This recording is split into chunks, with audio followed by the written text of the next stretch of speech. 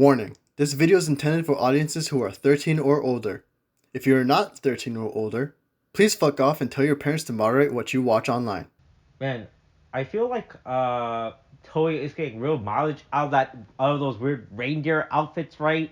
I'm pretty sure these are the reindeer outfits from last week's episode of Gav, right? That Honto and Shoma was wearing, and they were like, "Oh man. We might as well just reuse it again next week. You know, just how look these onesies, right? They're one size fit all, you know. So right, might as well get full mileage out of them, right? Or before we put them back in storage, right? Because what else are we gonna do with them for like the rest of the year? You know, they got nothing else. So we might as well just have these guy characters wear them for this week's episode. You know. All right, it is Bakuage Sentai Boonboomger, episode 42, Holy Night Present. It is the obligatory Christmas episode, and boy, this episode was absolutely unhinged and insane. I was not expecting for everything that was happening in this episode to happen like that, right? I was not expecting, right, for like a full musical seat for Ishita to have like a full musical seat. I was like, oh man, that really just came out of nowhere, huh? Right? I was like, oh man, that was crazy. I could not believe that, right? The fact that Santa Claus just magically just show up too, right? I was not expecting, right? I thought it was like gonna be like a weird metaphor, you know, like is his spirit, is the spirit of Santa that shows up or something, you know? But no, they just straight up just had Santa Claus show up and be like, hey, it's me, guys, it's Santa Claus, you know? Ho ho ho, Merry Christmas, you know? Hey, if you celebrate anything else besides Christmas, hey, go fuck yourself, you know? This is Japan. We only recognize Christmas as a Western holiday, right? Whatever other stupid Western holiday that exists, we don't acknowledge it. We don't acknowledge that. Those holidays can go fuck themselves, you know, right? Those are not real holidays as far as we, the Japanese, are concerned, right? You know, because you cannot commercialize them as much, right? So this week's episode is a Christmas episode, you know, right? Wild Spinner's like, man, what the fuck is this during Christmas? You know, I don't understand this thing, you know, right? And then so this is once again uh, another Hesselian trio based episode. I was not expecting for like another Hesselian based trio episode this quickly. Right? It's like an Ishita based episode, which I was a right that they make her the spotlight on, right? So the episode opens up with Spinner. Wall Spinner's like, man, what the fuck is this weird Christmas shit? You know, we don't have Christmas in space, you know, which is really good. Well, what's that? Go back to how like by the end of this episode, it doesn't make sense why of Christmas in space, right? Right? Space Christmas just for each time be like, oh man, I never had Christmas before. Yeah, because you live in space. I would not. You're from some weird. You're from a Hesselian planet that makes no sense.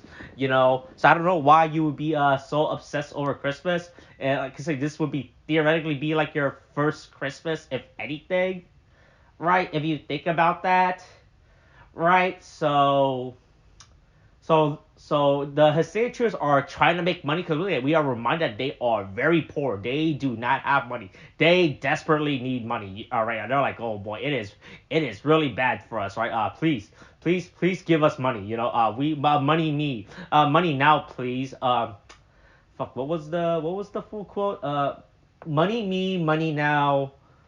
Man, all right, I'm gonna look this up. I feel like an idiot for not remembering. It's always sunny, money me. Um, oh yeah, money me, money now. Me needing a lot of money now. A lot right now. But yeah, they are desperately trying to sell Santa outfit during Christmas. You know, and look, and you gotta respect the hustle. You know, you gotta respect the grind. You know, look, they realize that hey man, look, Wild Spinner is no longer paying for them, right? It is really they're in a really bad, tough position. So they desperately need some money, right? And they need everything that they can to make money, right? So that's how bad it is for them. Then meanwhile, Shariba is just straight up having a fucking wet dream while standing up, right? She literally says it's a dream or something, right? But she just straight up standing. She's like just spacing out, just like the fact that she's just standing like in the middle of the room, like she's not in her bed, she's not in a chair, she's just spacing out in like the middle of the room is unhinged, right? Like I understand she wants to fuck Bunderas already, right? Like she needs a new toy, you know. She needs a bigger vibrating toy, right, for herself. But Jesus Christ, God, this is a professional workplace, you know, right? This robot is making food, right? Don't take your weird fetish shit somewhere else. And keep that thing at home, right? Yeah, it is not the time right now for your weird wet dreams going on, you know. Yeah, Brenda says that the secret of Christmas curry that you just make it on Christmas, and that's it. There's like no other secret. It's just regular curry, but except it's Christmas because I just said it's Christmas on it, you know. Right. This week's auto machine is like this trash can who goes around hunting Santa Claus. I don't know what the bird is supposed to represent. I don't know. It's supposed to be a bit, right? Like, is this supposed to be like a Norse mythology? You know, like how other holidays is trying to attack Christmas. Is trying to attack Christmas, you know, right? Is this the war? Is this the war on Christmas that's going on, you know? Right? That's going on, right? Did Odin send his bird to attack Santa Claus and his Christmas, right? Yeah, Ishita is real sad. No one wants to buy their Santa outfit, right? But Taya, being the good guy he is, right, decides to hey, give her a Christmas gift instead. And what's it? Then there's just like this. So going back to how I was saying, how there's just like a musical sequence. This bit is extremely unhinged, and I don't understand what the fuck is going on, right? Taya's just approach, and then he gets sucked into like a subspace dimension, right? And he has to watch Ishita's like one woman play about about her past life, right? Like before she became said she was a maid or something, right? I'm not really sure. I thought there was gonna be like a little match girl story or something, but it's not. She has like two puppet bear, like two cat puppet.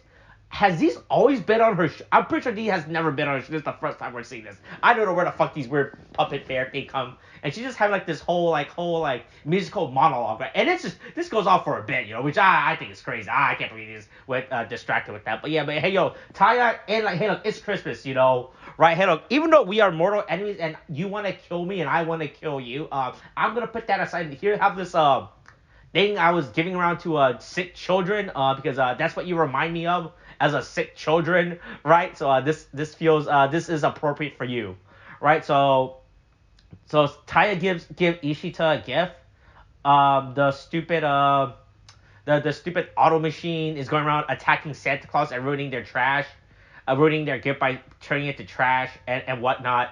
You know, but the auto machine sees Ishita's like Santa outfit and confuse it, or her Santa gift, confuse it as like part of his programming mission. Like I don't know, and look, they got no one to blame but themselves. Right? Like they programmed that thing to be like that, all right. So it's just doing what its natural programming is. I don't know why you're getting mad when you're the one that put the key in and created him to do this mission, right? And he destroyed your Christmas gift.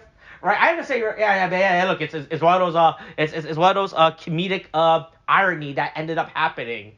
You know, right? But yeah, she gets pissed at it because even though it's her creation, it did its job, right? So she tees up, and this bit is absolutely insane where she just forced Taya to transfer to Champion Boonboomger, right? And then before they even finished their stupid little tagline, she started pressing the buttons, right? And and I keep forgetting that even though Ishida always had the visible cat trait, right? I don't think we ever seen her in the show doing the stupid cat sounds, right? She never goes yeah at any point beforehand until now, so I guess the first time we're seeing yeah, right? So she pretty much just beats the shit out and kills the trash auto machine, right? And calls it a day. And then so the thing gets big, they defeat the hell out of it, and then the Christmas day is saved, and I guess this is a formation. I didn't know this was a thing. I guess if you have like the fire rescue lion, right, and you have the champion carrier, you can make this formation, this weird slave Christmas celebration. Is this an actual thing you can do with the toy? I guess so. I never knew that, right? And this is where the most unhinged bit comes apart when Santa actually. First of all, Santa shows up as like an omnipotent force, right? And he could change his sign because he shows up to Bundores in its giant robot form. right? He shows up to Bunderes and like, hey, here's a comedically sized giant Christmas hat. Like, you have to get from our perspective. This is a giant Christmas hat. It looks normal to us because they're right, but they're actually giants right now. And then he just teleports up inside the car, inside time, like, all right, hey, you're red, I'm red. Let's go deliver Christmas. Right? Tyler's like, I mean, I'm not getting paid, but I guess I can use this as a tax incentive, right? This could be a tax break for me, you know. And Christmas is pretty much given out to all the kids. Ishita fell asleep at some point after beating the shit out of that trash machine, and Christmas Day is saved. And they are slowly getting better with the ending of including Sakito, but still not including. I don't like that. I feel like this person they're at this point they no longer put him in Boa. They just have they're just CG, which is that just fucking. They could have just refilmed this thing. I don't know why they're going through this effort of just green screening them on at this point, right? Like I know they did not want to refilm this dance sequence or whatever the fuck, but I like how they're just green screening Sakito and Boom D slowly into the thing, right? And like that's like their closest way of them including them at this point in like the ending credits. But hey, that's it for Christmas. Yeah, Christmas is saying next week it's Go Kaiger. Go Kaigers are back. Oh man, they were not very subtle. I thought they were gonna be way more subtle in like hiding that the fact that the Go Kaigers are coming, but they just straight up showed it. Right? I thought that was pretty funny. Right? How much of Go Kaiger they're showing, but hey, yeah, Go Kaigers are back now, and everything. All right. Overall, this was good. It was a fun episode. Hey, for Christmas, I enjoyed this. This was pretty great. It was fun. There was like so many unhinged moments, like giant Santa Claus, Ichita doing a one woman show, right? Shiraiba having her weird, wet, horny dreams in the middle of the day, right?